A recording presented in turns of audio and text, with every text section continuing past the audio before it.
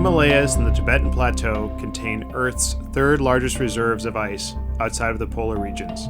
This multinational region shares many international boundaries and has recently been referred to as the Third Pole. Researchers at the Byrd Polar and Climate Research Center, in collaboration with our Chinese colleagues from the Institute of Tibetan Plateau Research, have visited the region multiple times over the past 30 years. Ice cores drilled from the mountain glaciers provide hope for understanding past climates and changes that glaciers have endured in recent decades.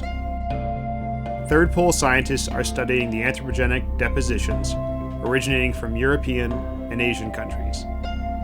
The signatures can be found within the glacier's ice. The Third Pole Project is an enterprise of the Byrd Polar and Climate Research Center at The Ohio State University in Columbus, Ohio.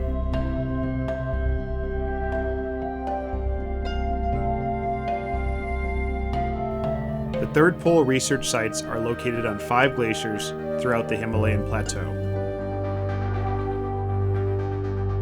The Galia ice core was drilled in 1992 by a cooperative American-Chinese research team. The snowfall in this region of the Tibetan Plateau is driven by westerly winds and precipitation coming from Western European countries. The Namunani ice core was drilled in the central Himalayas in 2006. This region receives monsoonal precipitation originating near the Indian subcontinent in Southeast Asia. These areas are hot spots for human-caused air pollution called brown clouds, and their regional signature is expected to be found in this ice core. The Dusapu ice core was drilled in 1997 and remains the highest elevation ice core sample ever collected by scientists at a staggering altitude of 7,200 meters, 23,600 feet.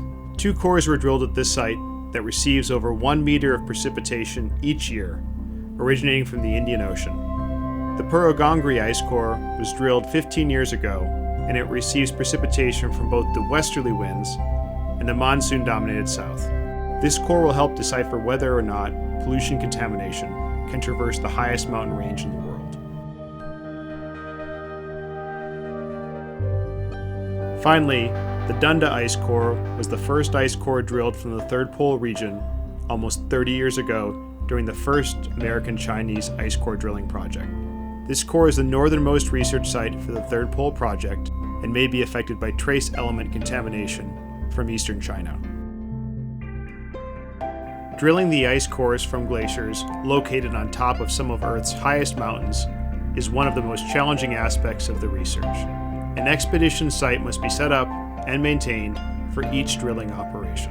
Transporting the equipment and supplies needed for a successful expedition to the top of a mountain has remained a difficult task throughout the last 35 years of drilling.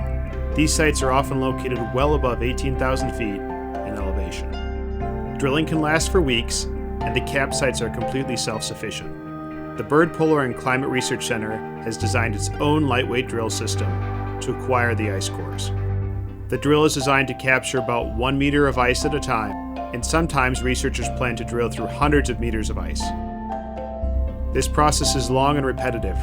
Once the ice is procured by the drill, the researchers cut it into meter-long segments and store the cores nearby until the drilling operation is complete. Once the team has completed the drilling, the ice cores must be kept frozen and transported down the mountain, sometimes by team members, hired porters, and animals that carry the ice and equipment for miles. When the cores are safe in a freezer truck or warehouse, they're then shipped to the Byrd Polar and Climate Research Center in Columbus, Ohio. The research center has a cold storage facility where the glacier ice cores are held for analysis.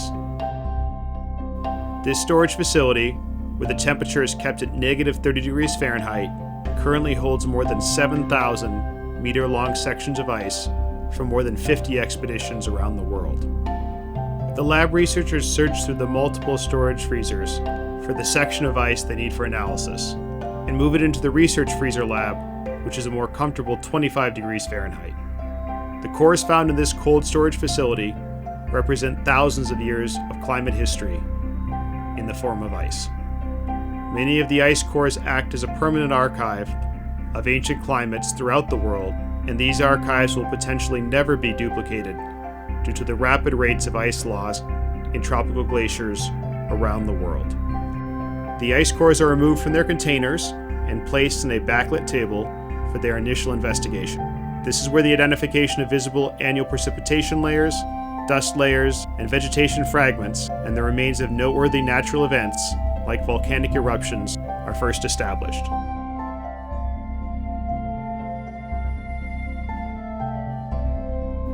Our scientists work in the freezer lab to observe and dissect the ice cores taken from the glacier ice. Measurements of the visible components of the ice are recorded using drawings, photos, and extensive note-taking. A portion of every ice core is kept in our freezers as a permanent archive, untouched for future generations of scientists and future technological capabilities currently unavailable. The core is then split up into segments based on the type of analysis about to occur. All of the samples are prepared in the freezer lab before moving them to the Class 100 clean room. The remaining ice is then returned to the cold room for storage.